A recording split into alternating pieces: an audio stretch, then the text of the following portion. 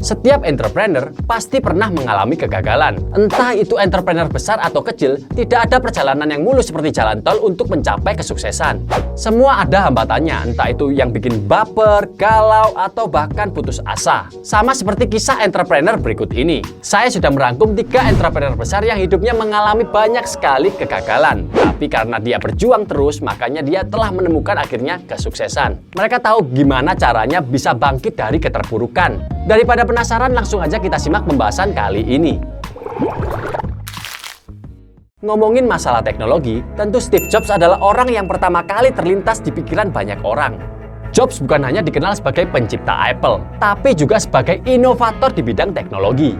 Itu bukan tanpa alasan. Steve Jobs berhasil merevolusi 6 industri sekaligus, seperti komputer pribadi, film animasi, musik, ponsel, tablet, dan juga penerbitan digital. Hampir semua teknologi yang kita tahu saat ini ada kaitannya dengan Steve Jobs. Pada 1 April 1976, Steve Jobs dan Wozniak mendirikan Apple. Apple kemudian berhasil menciptakan Apple I, komputer dengan keyboard pertama di dunia. Tak lama setelah itu, Apple berhasil menciptakan Apple II, komputer dengan perangkat yang lebih lengkap.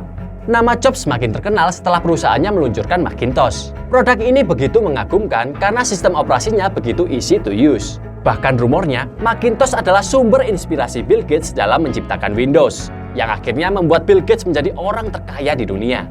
Apalagi ketika iPod, iPhone, dan iPad muncul. Apple kemudian meledak begitu luar biasanya. Bahkan saat ini, Apple telah tercatat sebagai brand paling bernilai di dunia. Dari catatan gemilang itu, rasanya sangat sulit sekali membayangkan Steve Jobs pernah mengalami kegagalan terbesar di hidupnya. Apalagi kegagalan tersebut berasal dari keputusannya sendiri. Jadi begini, waktu itu Jobs merekrut mantan bos Pepsi, John Sculley. Pertimbangan Jobs waktu itu, meski dia dikenal dengan sosok yang sangat ambisius, tapi dia merasa kalau tidak akan bisa membesarkan Apple seorang diri.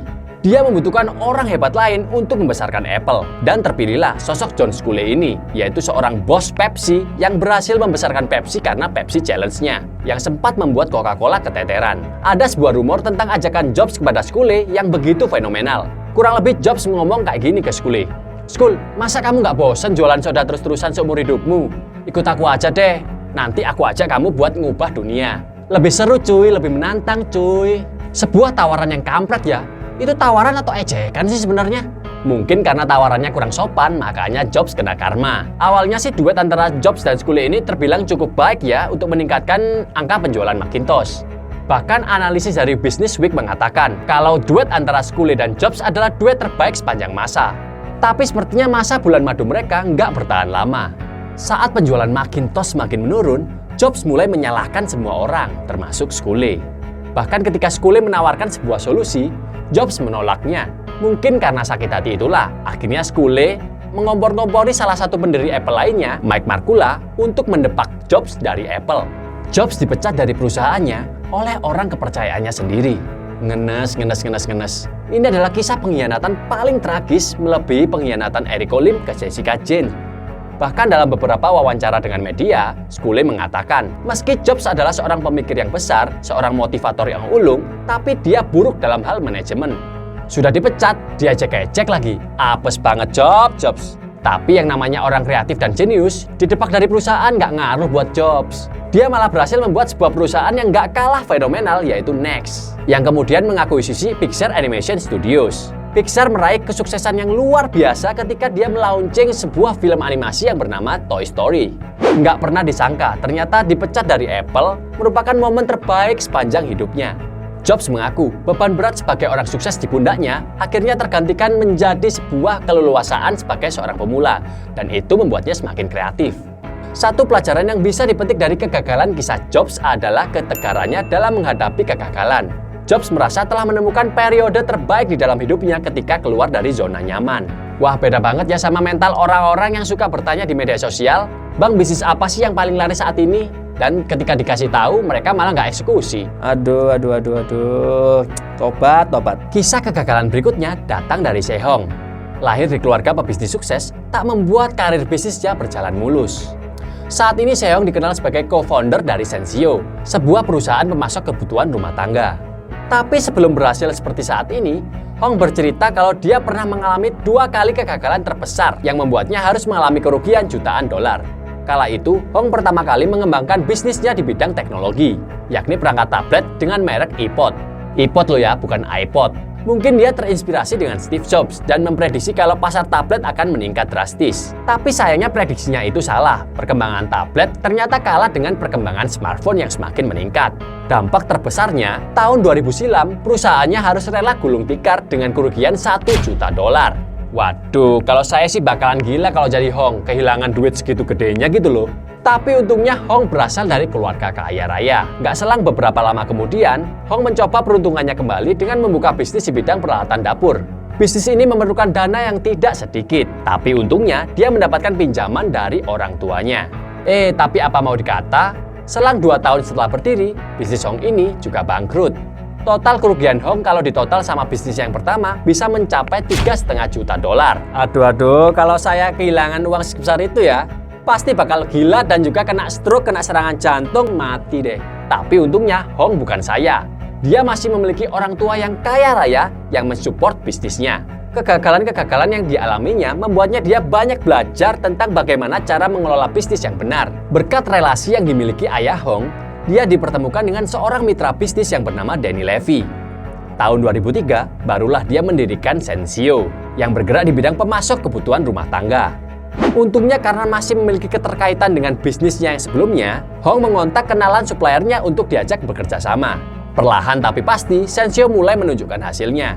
Hong mulai bekerja sama dengan jaringan retail besar seperti JCPenney, Macy's, dan juga Walmart. Dan pada akhirnya, perusahaan Hong ditaksir memiliki aset senilai $150 juta. Hong mendapatkan sebuah happy ending untuk rentetan kegagalan yang dialami. Kegagalan yang begitu pahit juga dirasakan oleh Andreas Kurniawan. Bayangkan saja, sebelum berhasil dengan bisnis plafonnya yang sekarang, dia telah mengalami kegagalan sebanyak 27 kali. Wow! Apa aja sih kegagalannya kok banyak amat? Berawal dari keikutsertaannya dalam bisnis MLM, dia berharap di sana bisa belajar banyak hal tentang dunia bisnis. Karena jadwal kerja MLM itu fleksibel, maka Andreas juga memutuskan untuk membantu penjualan jahe milik saudaranya. Nah, ternyata di bisnis jahe ini dia beberapa kali kena tipu. Produk yang dia jual sudah laku, tapi pembayarannya belum lunas. Bisnis selanjutnya adalah pembuatan tas alat musik seperti keyboard dan juga gitar. Bahkan Andreas harus menggelontorkan dana senilai $125 juta untuk menanam modal di bisnis ini, hingga menggadaikan sertifikat tanah. Tapi nasib baik belum juga ia temui. Hal itu disebabkan karena mitra bisnisnya saat itu melakukan kecurangan. Sudah jatuh, ketiban tangga lagi. Sudah bisnis bangkrut, masih meninggalkan hutang. Andreas harus memutar otaknya lebih keras lagi. Sampai akhirnya dia menjadi guru privat bahasa Jepang. Tapi sayangnya bisnis itu juga nggak bertahan lama karena nggak banyak peminat. Seperti nggak pernah kapok, tahun 2010 dia mencoba peruntungan untuk berbisnis kayu. Andreas harus berkeliling Sumatera hingga Jambi untuk mencari pemasok kayu. Tapi sayangnya bisnis kayunya kali ini juga gagal, hingga meninggalkan luka yang begitu dalam. Kerugian yang dia terima saat itu hingga mencapai 4 miliar rupiah loh. Aduh, dalam banget nih. Bayangkan aja nih, hampir setiap hari dia harus berhadapan dengan para debt collector dari 16 lembaga keuangan. Pelajaran yang dia dapatkan saat itu adalah dia mencoba untuk membuka bisnis dari skala kecil dulu. Andreas mencoba untuk menjual apa saja yang bisa dijual, seperti makanan, minuman, atau bahkan memberikan pelatihan khusus bahasa Jepang.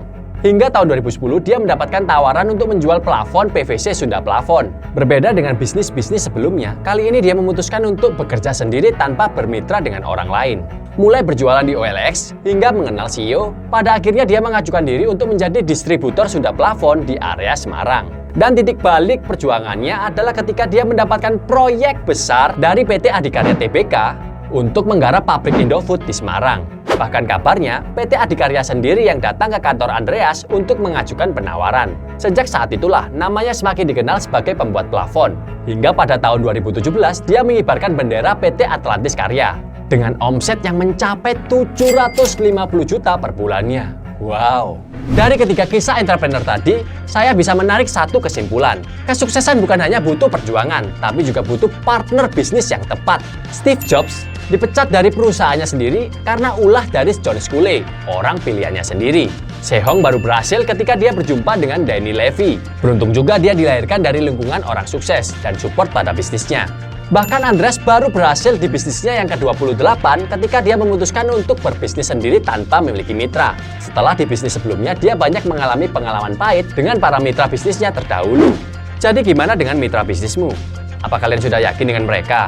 Atau jangan-jangan sekarang sudah mulai banyak mengalami konflik kepentingan yang mengganggu bisnis? Tulis pengalaman kalian di kolom komentar sob. Jangan lupa subscribe channel YouTube ini untuk mendapatkan info-info menarik seputar dunia entrepreneur lainnya. Saya Stefan Purba, until next time, keep struggle.